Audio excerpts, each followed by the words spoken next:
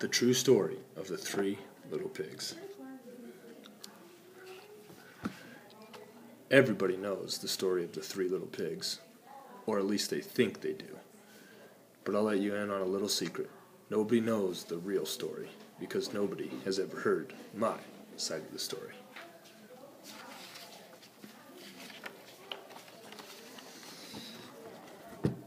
I'm the wolf, Alexander T. Wolf. You can call me Al. I don't know how this whole big bad wolf thing got started, but it's all wrong. Maybe it's because of our diet. Hey, it's not my fault wolves eat cute little animals like bunnies and sheep and pigs. That's just the way we are. If cheeseburgers were cute, folks would probably think you were a big bad too. But like I was saying, the whole big bad wolf thing is all wrong. The real story is about a sneeze and a cup of sugar. This is the real story. Way back, once upon a time, I was making a birthday cake for my dear old granny. I had a terrible sneezing cold. I ran out of sugar. So I walked down the street to ask my neighbors for a cup of sugar. Now this neighbor was a pig, and he wasn't too bright. He had built his whole house out of straw. Can you believe it? I mean, who in his right mind would build a house out of straw? So, of course, the minute I knocked on the door, it fell right in. I didn't want to just walk into someone else's house, so I called, little pig, are you in?" No answer.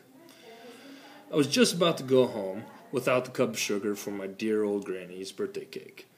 That's when my nose started to itch. I felt a sneeze coming on. Well, I huffed, and I snuffed, and I sneezed a great sneeze. And you know what? The whole darn straw house fell down.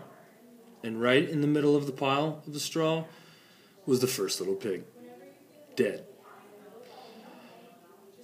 He had been home the whole time. It seemed like a shame to leave a perfectly good ham dinner lying there in the straw, so I ate it up.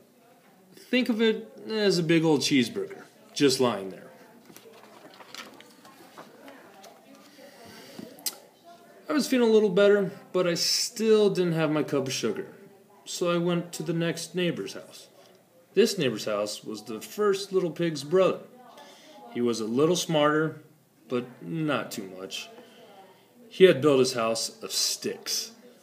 I rang the doorbell on the stick house. Nobody answered. I called, Mr. Pig, are you in?" He yelled, "Go away, wolf, you can't come in. I'm shaving the hairs on my chinny chin.